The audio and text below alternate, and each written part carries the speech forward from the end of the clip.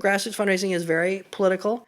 It makes people think about how they want their community to be run, how they want it to be funded, what should be paid for, and how it should be paid for. So yeah, it's very exciting. People think it's some kind of just technical, churning out letters and churning out emails and churning out proposals. That's part of it, but it's way, way more than that. Whether you're soliciting donations or you're making them, fundraising affects us all. I'm your host, Layla, for WatchMojo.com. We'd like to help answer your questions about raising sources of capital. And to do that, we brought you a former recipient of the Outstanding Fundraising Executive of the Year Award, Kim Klein. I'd say there's sort of three things that you need to know about fundraising. There's a lot of other things that vary place by place, but if you keep three things in mind, you'll really be set.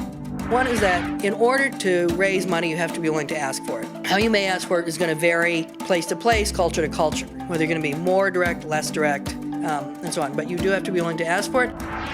You have to have a cause that makes sense to people.